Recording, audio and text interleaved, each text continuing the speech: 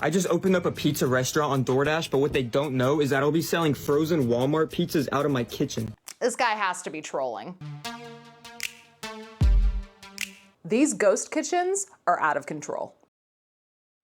So before I talk about everything that I've learned about ghost kitchens, let's first talk about exactly what a ghost kitchen is, because if you don't know what a ghost kitchen is, then this video is likely to make no sense to you at all. I'm sure that ghost kitchens have been around for a very long time, but they really started growing in popularity when DoorDash and Uber Eats were just absolutely booming back in 2020. The idea of a ghost kitchen is so that a food vendor is able to sell food without actually having a restaurant. There might be a kitchen involved, but there's not necessarily a restaurant attached to it. So it's this idea of a restaurant making food out of their commercial kitchen and selling it to customers without actually having to go through all of the headache of running an actual business. Now, the idea of eating food out of a ghost kitchen shouldn't necessarily be a scary one, but some of the information that I found might kind of lead us down that path. So the very first video that I found when researching ghost kitchens on the internet was actually a TikTok video that was posted by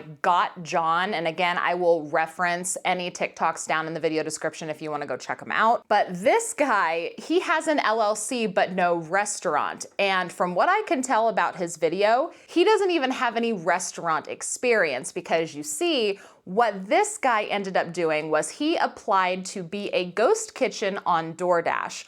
All he needed was an LLC. He didn't need any sort of food licensing. He didn't even need to prove that he knew how to cook. But DoorDash approved his application and he started a coffee and pastry restaurant on DoorDash. That's right, this guy is active on DoorDash and he is selling muffins and pastries that he acquired from Sam's Club.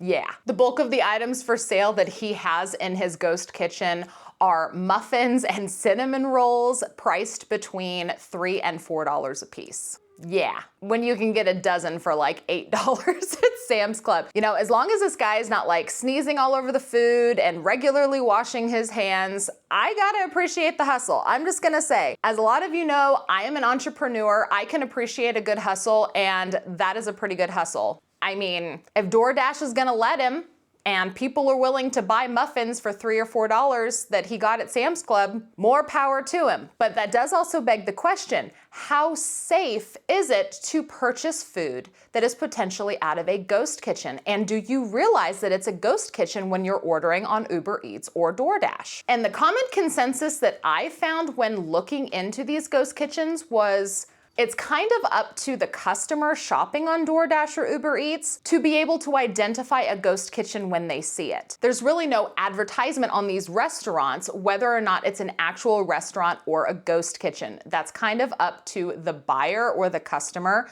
to look up themselves and figure out. The next story that I found was actually quite comical, and even though this story was proven to be false, it's not a real news story, it did go viral, and there was a ton of people talking about it, and it is related to ghost kitchens, so I just wanted to bring this up. So while this story has been proven false, this kind of thing does happen. So this news article said, a 102-year-old woman was arrested after authorities uncovered a fully operational underground Little Caesars running out of her basement. Investigators say that she was selling $5 hot and ready pizzas to a steady stream of customers, some to whom claimed that her pizzas were better than the real thing. Police were tipped off after several nearby locations reported a sudden drop in sales, and a DoorDash driver attempted to pick up an order from Grandma C's Pizza Basement. That was the name of her restaurant that was listed on the app. Officers raided the home and found 2 stacks of pizza boxes, an industrial oven, and a handwritten sign that read, 2 for $8, cash only. When confronted, she reportedly told the police, "I've been making pizza longer than they've been alive. What do they know?" She's facing multiple charges, including bootleg pizza distribution and an unauthorized use of Caesar's mascot, and allegedly asked officers if they wanted a fresh one for the road. So this was just kind of a funny story, but this kind of thing does does happen. People are taking things like pizzas and they're kind of zhuzhing them up a little bit at home and selling them by the slice on DoorDash. This is an actual thing that is happening. The same kind of thing is actually happening with bakery cakes from Walmart. That is something else that has been blowing up all over TikTok. It's not exactly DoorDash related, but it's something to consider if you're wanting to go with a private baker. A lot of these private bakers are getting the cakes and frosting and things like that from the Walmart bakery, and they're just decorating it themselves and selling it at an extreme markup. This is something people are doing. People are getting smart about reselling food items at a markup to make it profitable for them. All of this is considered ghost kitchen food. Now, while I'm sure a lot of people are very happy with the food that they have received from ghost kitchens, there is also an opportunity for people to be catfished by ghost kitchens on DoorDash and Uber Eats. Let's check out a couple of these stories. This first is by TikTok Haley Weaver 5, and she ordered spaghetti bolognese and garlic bread, and this is what she got. I wanted to show y'all how catfished I got. I'm gonna show y'all what I ordered, and this is what I got. Came in a bag like this, okay? And let's not forget, $50. He got the chicken Alfredo, okay? $50 for spaghetti and chicken Alfredo and some garlic knots. Looks like I got it out of a mall. So here's the spaghetti that I got. Here's the Alfredo that it showed. And that's the garlic bread. I didn't know until today that you could be actually catfished. Ghost kitchened, I mean. Craziness. And that's not the only one. With the growth of AI and people using AI to do photos and videos, there are ghost kitchens starting to pop up using AI-generated images and not photos of the actual food that people are ordering from the ghost kitchen. Let's take a look at this peanut butter and jelly sandwich restaurant that this lady discovered, full of AI-generated photos, and we can take a real look at what the customer actually got from this ghost kitchen. Y'all, these AI ghost kitchens are kicking y'all's behind. Y'all are falling for it and they getting out of hand. So I'm on DoorDash, I'm scrolling trying to find me something to eat, and I come across this page. Welcome to PB and Jellies. First and foremost, this picture is obviously AI, and if you don't know it's AI, I can't help you. I don't know how to describe that it's AI, but like, PB&J sandwiches don't look like this, okay? Not only that, second, who is ordering PB and jelly sandwiches off of DoorDash? And mind you, y'all gonna see the prices in a minute. Ain't no way y'all are paying for one sandwich of PB&J the price that they're quoting. You could go literally to the Dollar Tree and make you a peanut butter and jelly sandwich for less. Exactly. So I did a video not too long ago. I will make sure to link it, talking about how predatory DoorDash is and how the amount of money that people are paying for food to be delivered is just so incredibly mind-blowing. I cannot fathom the kind of person that would order a peanut butter and jelly sandwich from DoorDash. Like, I don't understand. These are ingredients you can literally get at Dollar Tree, because Dollar Tree now, you can get really nice bread for like $3. You can get some peanut butter, you can get some jelly. You can go to Walmart and get it even cheaper. You can make yourself probably 10 peanut butter and jelly sandwiches for less than the cost of one of these AI-generated peanut butter and jelly sandwiches on DoorDash. Less than $3 and make an entire loaf. Y'all see they got a 2.3 rating, okay? I'm gonna show you, okay? This is what they offer. French toast PB&J, classic PB&J, fluffernutter, a side of fries, which I think is crazy, peanut butter and banana and toasted PB&J. And these are all AI. They're obviously AI. But y'all see the prices? These run $8 to $10 for a sandwich, which I think is, hey, you have to be absolutely mentally disturbed in the brain. If you get past the AI, if you get past the unrealistic photos and you think, I'm gonna pay $10 for a peanut butter and jelly sandwich, you got what's coming to you, okay? I'm gonna show you what they really look like, okay? This is what they get. This is a French toast PB&J, y'all. This is almost a $9 sandwich. Wow. $9. This one is $8. And what I just noticed is that the jelly comes in the side on one of those side containers that you get from Cracker Barrel. That you get at the gas station. That you get at McDonald's. They probably don't even got those put the for jelly free on the sandwich. And then you get a side of a bruised banana. First of all, see how much peanut butter? I mean, this person is getting their money's worth in peanut butter. Look at that. That is outrageous. But the jelly that comes with it, it's literally 2 different kinds of jelly. There's one that looks like a Concord grape and then a strawberry. But those are packets that they probably walked into like a gas station and got for free. Like, wow. And then a banana on the side. And it looks like they were kind enough to peel the banana. They peeled the banana for the customer. A bruised banana. I need y'all to... What is wrong with y'all? This is another one. First of all, who gets fries and peanut butter, okay? But as I can tell from the leaf wrap at the top, you had to be geeked to think this was a good idea. Last but not least, this, like, you had to put your own syrup and your own jelly on the peanut butter. Wow. For a $9 sandwich. I need... I don't know who to be more upset at. The Ghost Kitchen or y'all for believing that it was going to be good, or for y'all. Exactly. Like sometimes, like you got to take that L. You got to take that L. Like you really ordered PB&J off of DoorDash and thought it was going to be fire and thought that was worth your money. Nope. I'm really more mad at y'all for purchasing it and less the Ghost Kitchen for offering it. Yeah, Ghost Kitchen's gonna offer what a Ghost Kitchen is gonna offer, but it's your fault for falling for it and buying it. Like, who's spending $8 to $10 on a freaking peanut butter and jelly sandwich? Just go get the stuff. You could go get the stuff and make 10 of them for less than the cost of one. Just, oh my goodness. And then here is an example of somebody being proud of selling customers frozen pizzas on DoorDash and Uber Eats. I mean, I guess if he's making money, more power to him, but check this out.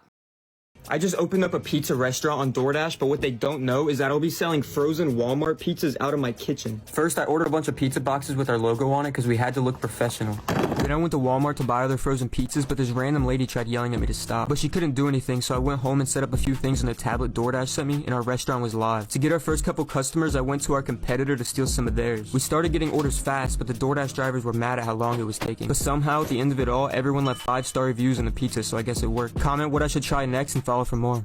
This guy has to be trolling. There's no way that customers got a pizza box this big with a pizza this big in the middle and left 5 stars. He's got to be trolling. But even if this kid is trolling and he didn't actually do this, if he just did it for the TikTok or whatever, there are real people doing this. There are real people doing this. There are real people that are ordering pizzas from other companies, zhuzhing it up, selling it by the slice, and sometimes not even zhuzhing it up at all. They're just literally cutting the pizza and selling individual slices for a profit. There are people selling slices of cakes and pies that are purchased elsewhere and they're sold by the slice. There's that guy who's doing the pastries, the muffins, the cinnamon rolls. They're selling 2 or 3 pastries for the cost of 1 dozen, and then all of it is pure profit. It is happening on DoorDash and Uber Eats. These ghost kitchens are very, very real. Not to mention an influx of people getting undercooked or raw chicken. Ew.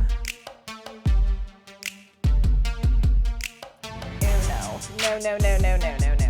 But now we get to the mind-blowing part of the video. As if all of this information about individuals having these crazy-ass ghost kitchens isn't enough.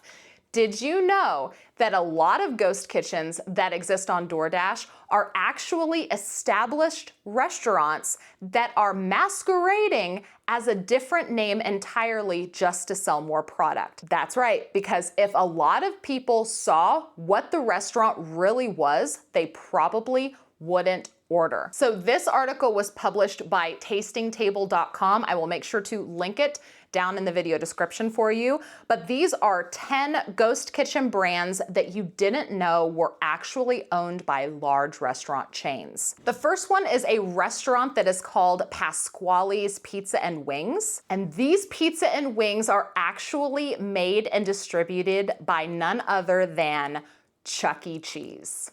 How many of y'all would actually order pizza or wings from Chuck E. Cheese? Probably not a lot of you, but Chuck E. Cheese wants that money. So they created an entirely different restaurant to sell their pizza and wings under just to grow their food business. So this next one is actually a well-known restaurant that is masquerading as not one, not two, but 4 ghost kitchens on DoorDash and Uber Eats. Thrilled Cheese, Super Megadilla, Pardon My Cheesesteak, and Tender Fix. All 4 of those are all actually only IHOP.